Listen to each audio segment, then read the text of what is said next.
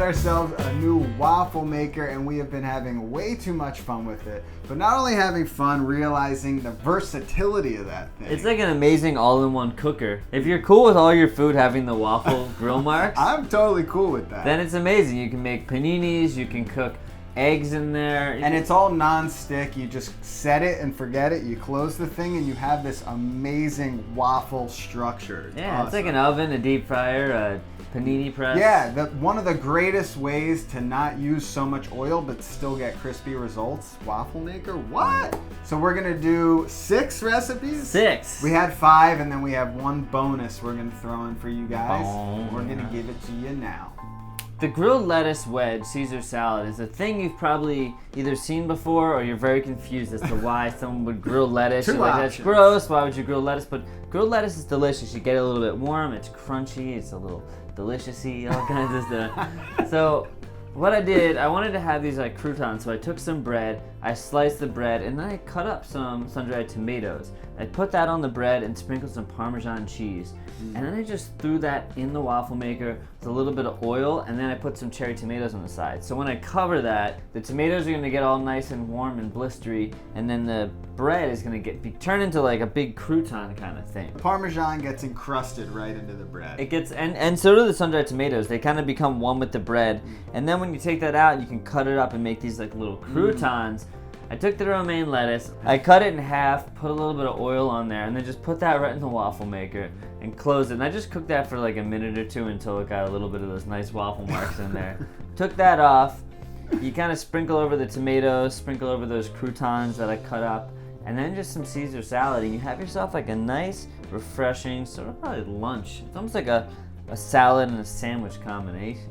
We wanted to create an all-inclusive breakfast experience, so we made the steak and egg hash brown waffle. Delicious! So to start it off, we're just gonna grate up some potato. I used a russet and a box grater and just started grating that up. Then I also threw in a little onion for extra flavor. That's like the latke style right there. You take that right into the towel and you just start squeezing the extra liquid out of there. It's like milking the potato. Milk that potato, because you are not going to get crispy experience if you don't milk the potato. Once you milk the potato, then just sprinkle in some salt and mix it up. Get that onion and potato mixed. Then oil up your waffle maker. It's on high heat, and just start getting those potatoes crispy. Spread them out. We're gonna move on to our steak and egg mixture. So I just have some sliced mushrooms and I threw those in the oil right on the waffle maker, and then I have some sliced steak. Use whatever meat you have.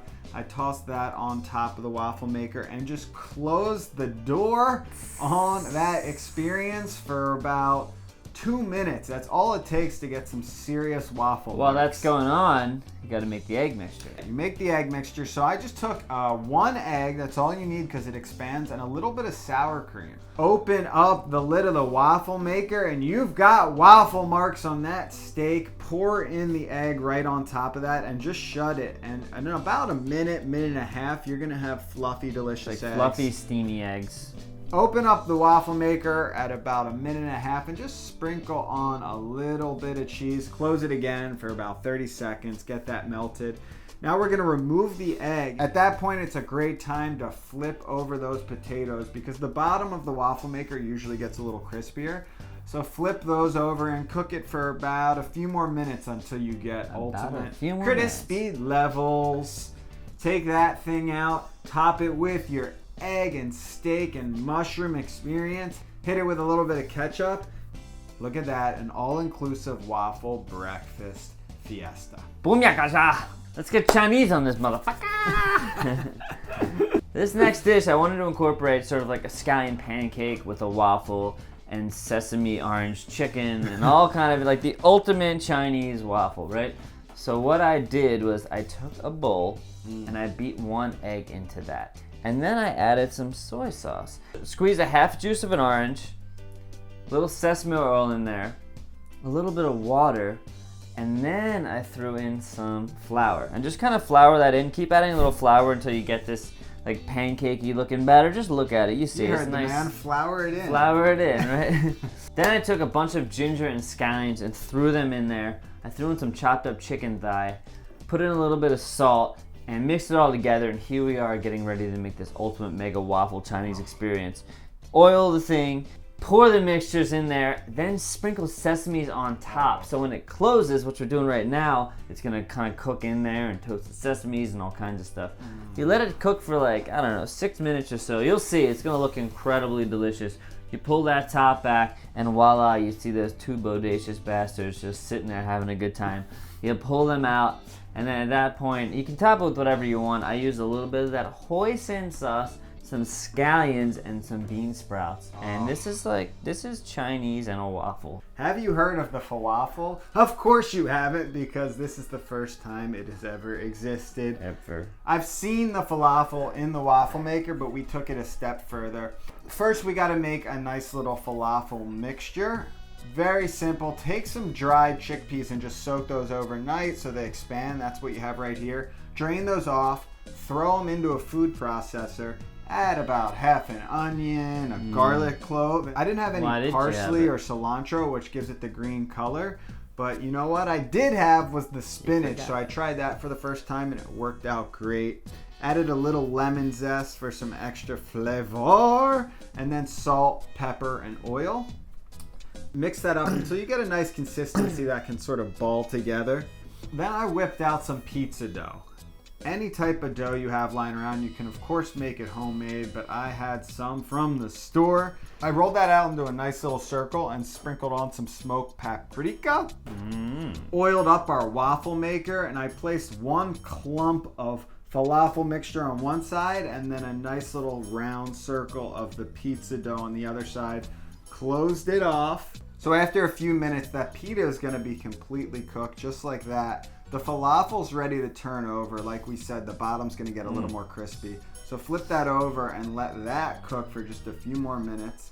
There we go. We are at full crispy levels. We take our falafel out and we place it right on top of the pita bread. Woo! We hit that with a little bit of white sauce that we had lying around the fridge. And then top it with just some pickles and tomatoes, standard falafel toppings. Just bite into that. Oh my god. Oh my god. Doesn't make sense. The Pizza-Hitta-Enada is another one that you've probably never seen before because we're creating it here in the Brothers Green Kitchen. It's basically like a fajita and panada inside of a pizza. The Pizza-Hitta-Enada. Alright, so what you do is you take first that waffle maker, you slice up some peppers and some onions and a little bit of oil and salt, and you just cook them in the waffle maker. They're gonna cook there, just sauteing those things up beautifully. Then you take a little bit of that steak, lay the steak on top. You can put a little bit of salt, a little pepper if you want. Close it for just like a minute. It cooks so fast. Pick it up, you chop that up real nice, and then you take your pizza dough and you roll that out. So you put the cheese down, then you put some of that mixture down, and put a little bit of salsa. You could use tomato sauce, but we like the salsa. And I topped it with a little more cheese, folded it over, kind of pleated it up, not very goodly. And then I put some oil down in the waffle maker. I plopped that thing in, closed it, set it, and forget it. You take that up, you slice that, and you have this like, it's almost like a panini and panada-y steak taco kind of thing with pizza. That was definitely the bonus addition because all of those ingredients we had left over, and Josh kept bugging me. He said we need to do a pizza in this thing. Well, I've seen people put pizza in a waffle maker, but not necessarily make fresh pizza in there. Yeah. And then Mike wanted to take it to another level, which I can always appreciate. Slipping it up to the dippily heavens of the gods with the food relations on top of the world. Mother. And last up, of course, you can't forget dessert, the Puff Puff Waffle.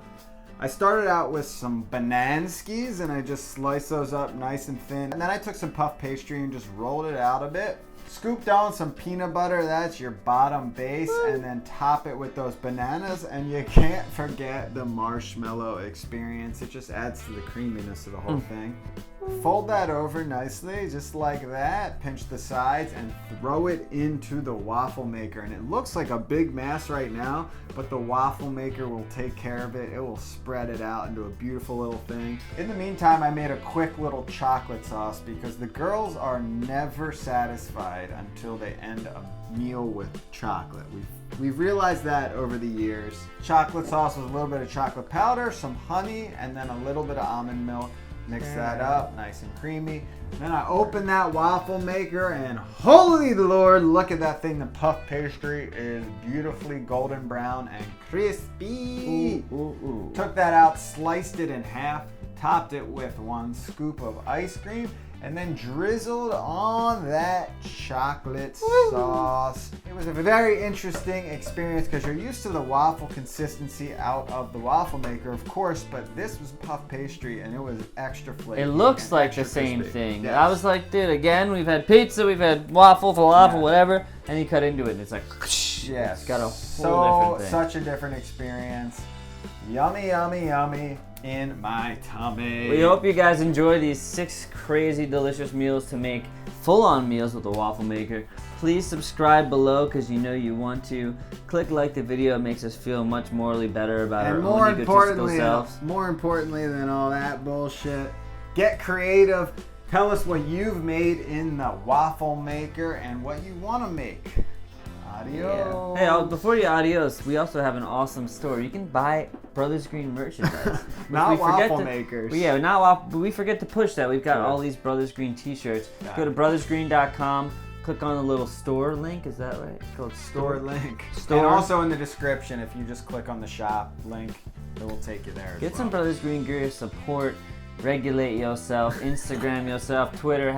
#share. All the kinds of things that confuse the hell out of me. How do you regulate For yourself? the love of God, just teach me what Snapchat is. I still don't get it. Peace.